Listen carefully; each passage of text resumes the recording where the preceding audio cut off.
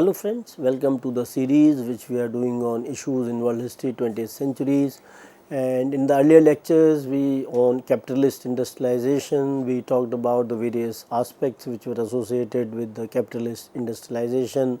and the differing paths of the various countries whether Britain, France and Germany. We talked about that how industrialization which took place in Britain at the initial level and how it was being referred to as the industrial revolution, and how the recent researchers they have also tried to see that how France was not all that far way behind when you see how the French were not a retarded economy, how the French we find that there was no backwardness in that sense when the new kinds of research they have tried to see, because the earlier research largely suggested that the economic backwardness of France or the retardation of its economy was responsible as one of the factors because of which industrialization in the France could not take place earlier than the Britain. So, we find that these kinds of arguments they were being given, and how the population in the France was not all that high, and the factors of production in that sense, the raw materials they were comparatively higher in France. And we also talked about two factors whether with regard to the marital fertility in France, where we find that there was reduced rate of growth of population, and we also talked about the higher cost of coal and as well as the scarcity of coal, which was one of the important factors in the industrial revolution. But we see apart from these two factors in combination, they help to account for several other features of the French pattern of industrialization, such as low rate of urbanization, scale and the structure of the enterprise and the sources of the industrial energy as well. So, we see the well known characteristic of the French industrialization was a relatively slow expansion of the large scale capital intensive forms of production, and the investment in the advanced sector proceeded at a leisurely pace, there being no clear acceleration until 1850s or 1860s, and there was a correspondingly limited increase in new employment outlets as well. And when you talk about the kind of figures which have been suggested, especially in 1851 at the first industrial census, what French call Les Grandes Industries occupied 1.3 million workers, or less than 25% of the industrial labor force, and it was more in the evidence were the proto-industrial forms. And we also see the persistence of the domestic workshops and hand tool methods until at least mid-century, and if not beyond mid-19th century, if not beyond, and it was common to a whole variety of industries, with urban artisans tending to work full time on the higher quality goods, leaving less skilled tasks to the peasant worker. So, we find that the kind of focus which was on the domestic workshops in France at least till the middle of the 19th century, and how they were also focusing on the hand tool methods as late as the mid 19th century, which we see. And when you talk about the skills, we find that the urban artisans they were devoting their time on the higher quality goods, and the less skilled tasks they were being given to the peasant worker. So, in that sense, that was one of the reasons where we find that the France lagged behind with regard to the industrial revolution or the industrialization process which began in Britain. And when you see the industries which were there in France,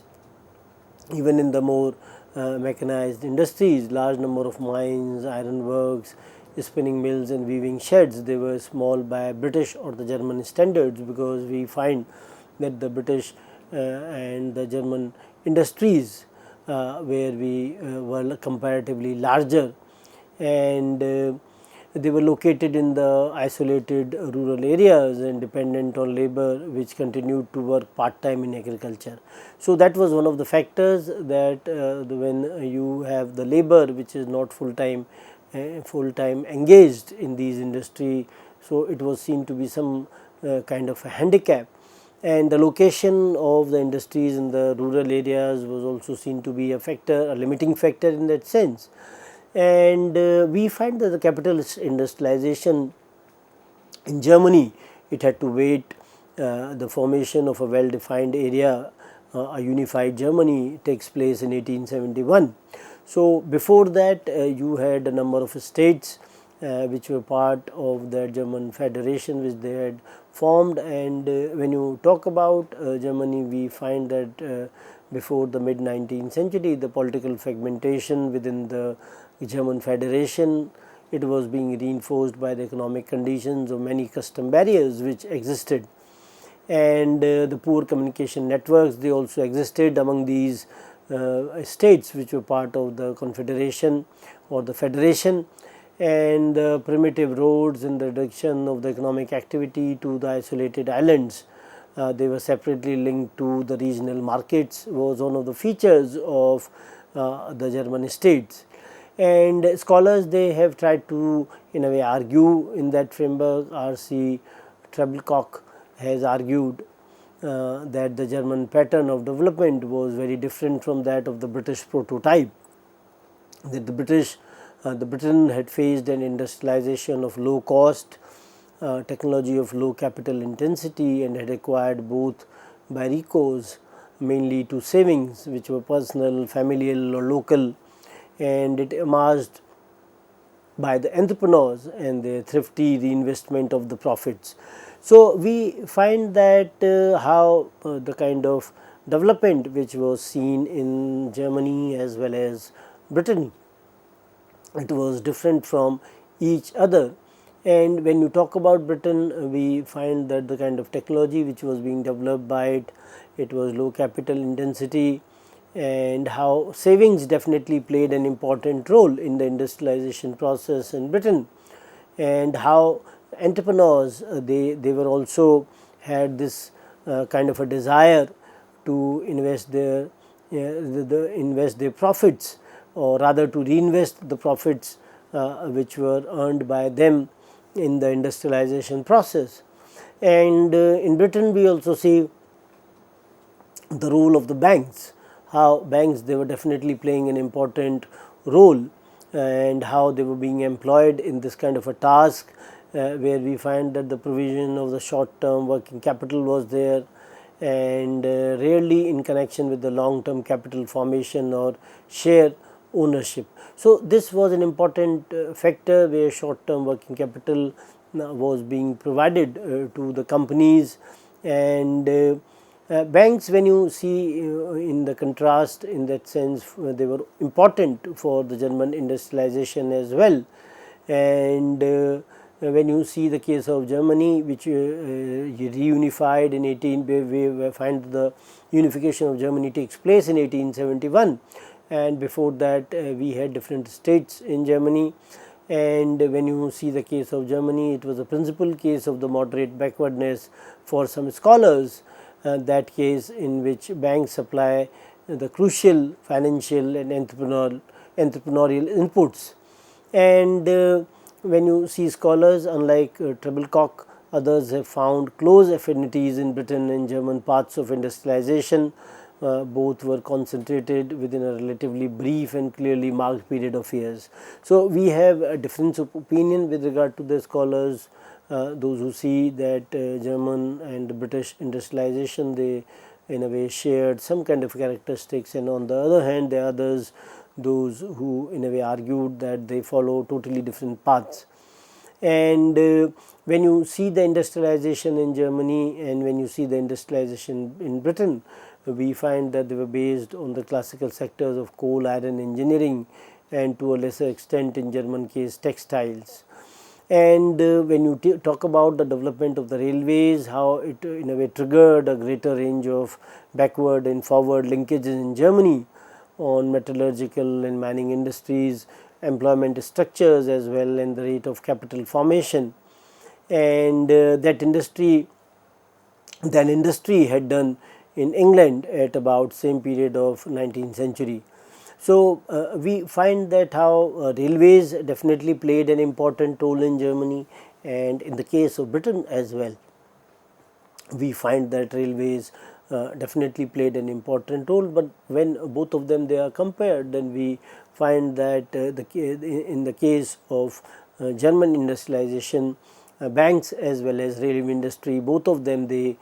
played an important role. And when you talk about industrialization which was happening in Germany, we find that the kind of role which was played by the cartels was also important, and these cartels were a group of firms that combined to control the prices in the markets. And we find they either lined firms making same range of products, or those that engaged in different stages of production of same products.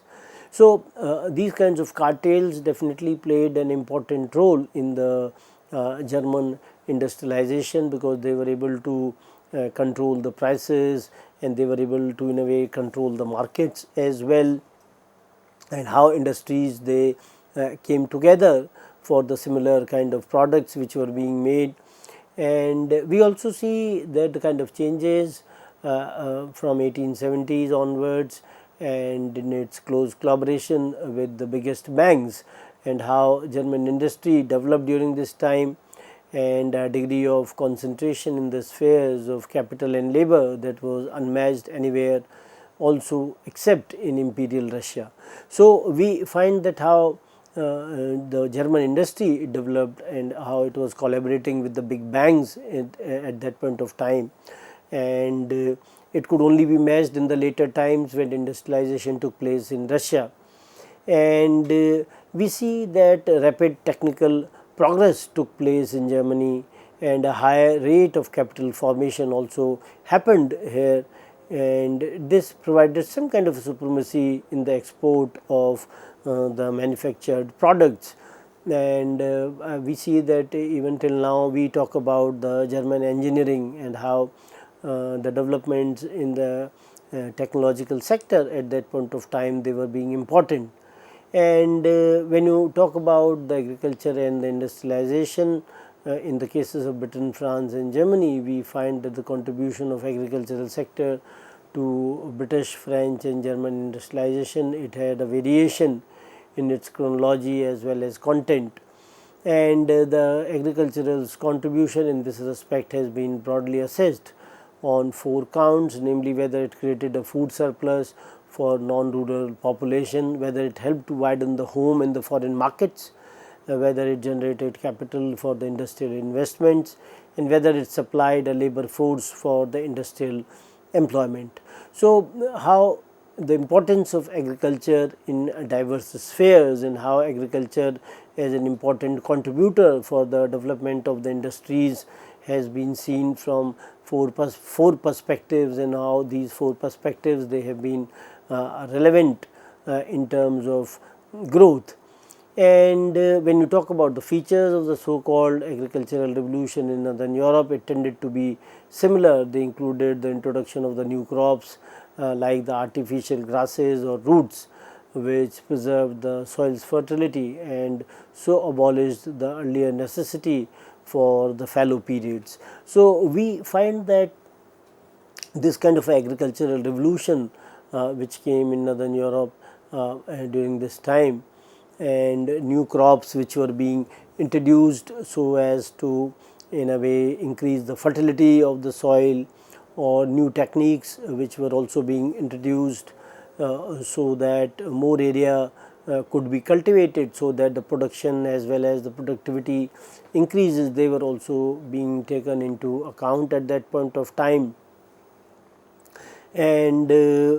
we find that they made a lot of changes where earlier more land was left fallow,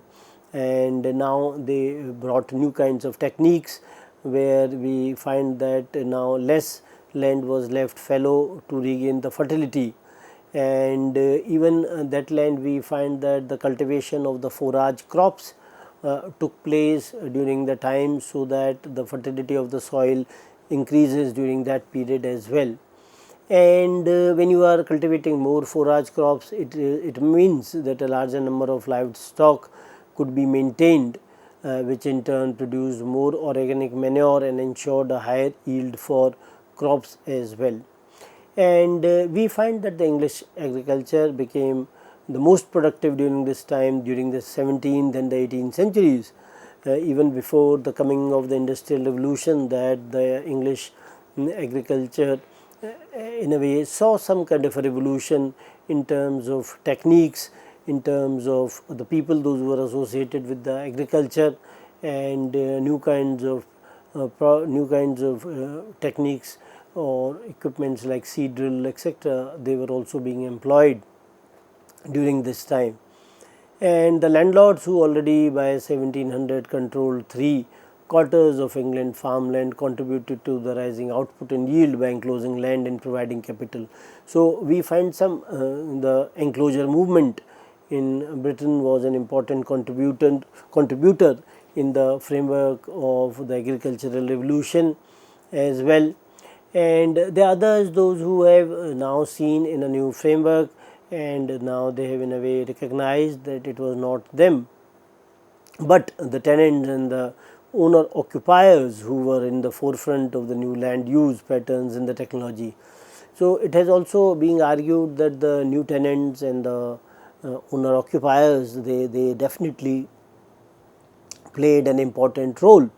and these were the people, they realized the importance of the new land use patterns and the technologies as well. So, the kind of credit which was being given to the earlier the enclosure movement, or the people those who were associated with the earlier techniques, it has been rejected by the new kind of research which has come. And we see that before about 1960, the standard view on British agricultural change assigned it to late 18th century and early 19th centuries, during period of parliamentary enclosures which were seen as its cause. A few work, they in a way try to suggest that the fastest growth in agricultural output occurred before 1760, and this growth was surpassed or probably doubled in 1800 to 1830, as agriculture became more capital intensive. So, this kind of an idea which the recent research is suggesting is that the earlier notions with regard to the kind of changes which came in British agriculture, they were being seen in a new light because of the recent research, and how the issue of the British agriculture or the agricultural revolution to sustain the industrialization which took place in Britain on an expanded food basis has also been questioned as well. And addressing the phenomena of a British food puzzle in 1995, Huberman and Lindert, they pointed out that even as per capita income was growing from 1770 to 1850, food supplies per capita stagnated or even declined. So, we find that such kind of revelations, such kind of arguments which have been given, they in a way point out that how the food supplies, they were declining per capita during this particular period, the period which has been seen as a period where all these kinds of developments took place. And so, this is a food puzzle to match the demand from the rising real incomes, where we find that the domestic agriculture should have grown, and they suggest by 172% and to 228% in 1770 to 1850. So, we find that when you tend to understand these kinds of gains in productivity during this particular period, and but at the same time we also have to see it in the framework of the living standard of people, because when food consumption fell during this time of the British Industrial Revolution, where we find that there was rise in their real incomes. So, it could not be seen in the rising standard of living in that sense. And on the other hand, when you see other economies, when you see French agriculture, it increased markedly from 1815 to early 1870s, and the period during which rapid sustained growth was seen to have occurred in both the total and per capita agricultural production in all regions of France. and we find that it grew steadily and rapidly enough to feed a growing population, and a decreasing proportion of which was engaged in agriculture, and to meet the demand for industrial raw materials, barring raw cotton, which was hardly surprising or unique to the case of France. And we see that the productivity per unit of the capital employed in agriculture increased steadily throughout 19th century. So, we see that these kinds of changes definitely they were happening, they were taking place, and scholars they have talked about these kinds of changes, and Mollin has elaborately argued a case for the consequences of the French Revolution having lain not in the creation of a capitalist economy, but rather in the consolidation for a century and a half up to about 1950 of a system of small scale peasant agriculture based on subsistence and intensive use of family labor. So, we find that when you try to in a way connect the French Revolution with the kind of changes which came in the French agriculture as well as industry, and how the scholars they have tried to see this case as well, we find that how a system of the small scale peasant agriculture was there, which was based on the subsistence pattern, and how the intensive use of the family labor was also happening at that point of time. And we see that when you talk about the French economy, that how the French economy retained a far higher share of its labor supply in the countryside rather than relocating it to the industry. And we also find that there was a pressure of population on land and cultivation of soils of the declining fertility, and how the yields per hectare cultivated in France were about 75% of British level for most of the 19th century, and it has been argued that the rural France provided little impetus as a market for industrial goods. So, when you tend to see both the situations, whether the France or when you see the situation in Britain, we find that the French cultivators they save to buy land rather than manufactured goods, because we find that the cultivators they were more prone, or rather they were more interested in buying lands, and they were not interested in terms of making new kinds of techniques to manufacture the goods. And we also find that there was an enduring autarky in rural France, some kind of self-sufficiency here. And we see that scholars, those who have tried to see it in a framework, especially Eugene Weber, until about 1870 he notes that many peasants bought only iron and salt, and they paid for all else in kind and were paid same way, husbanded their money for taxes or hoarded it to acquire more land. And through most of the 19th century the internal terms of trade moved in favor of agriculture. So, we see that how the people, those who were engaged in agriculture, rather they were only buying iron and salt through the cash or through money, and other things they were being paid in kind that way. So, if this kind of an economy is there, so it would we find that monetization will definitely not going to take place in this kind of an economy, and how the French countryside was also not providing some kind of huge numbers of workers for the industry,